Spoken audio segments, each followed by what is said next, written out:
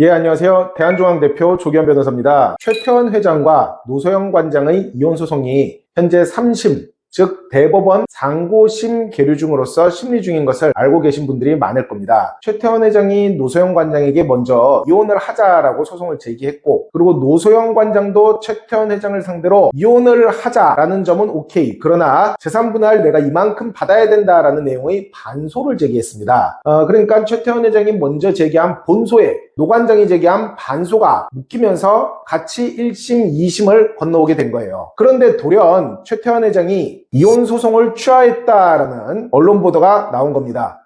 2심에서 최 회장은 노 관장에게 약 1조 4천억 원의 재산분할을 해줘야 한다라는 판결이 나왔는데, 그럼 최 회장은 그만큼이나 재산분할을 해주고 소송을 마무리 짓고 이혼을 하려고 이혼 소송을 취한 걸까요? 그건 아닙니다. 이 내용을 면밀히 살펴볼 필요가 있습니다. 최초에 최 회장이 제기한 본소와 노 관장이 제기한 반소 모두 양자가 이혼한다는 사실에는 둘 다 똑같이 주장을 하고 있어요. 그리고 법원은 이를 받아들여서 1심 법원과 2심, 항소심 법원 모두 이혼한다라고 판결을 내렸죠. 그리고 지금 상고심에서 다투는 것은 사실은 재산분할만 다투는 거예요. 이번에 이혼 소송을 취한 최 회장의 의사표시는 재산분할을 다투지 않겠다라는 의미가 아니라 이혼이 어차피 1, 2심 모두 확정됐다고 판결을 내린 이상 더 이상 이혼에 관련된 상고심 판단은 필요 없다라는 의미에서 취하한 겁니다. 즉 빨리 이혼이라는 판결을 확정받고 싶은 거죠. 왜 그런 걸까요? 법령에 따라 SK 같은 대기업 매년 5월 1일까지 공시대상 기업 집단에 관해서 공정거래위원회에 신고해야 되는 의무가 있습니다.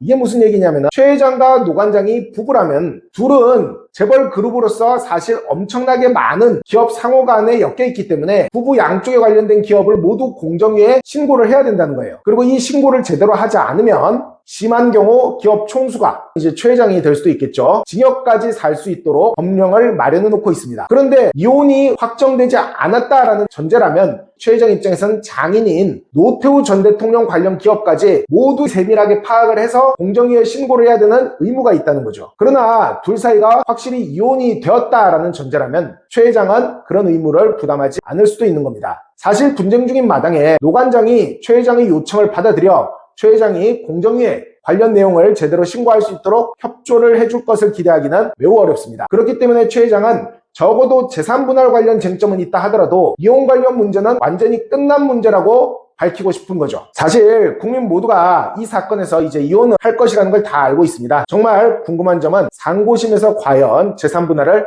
얼마나 인정을 해줄 것이냐, 과연 항소심에서 인정해 준 것 같은 4천억 원이라는 어마어마한 재산분할을 인정해 줄 것인가 하는 점일 것입니다. 대한중앙 대표 조기현 변호사였습니다.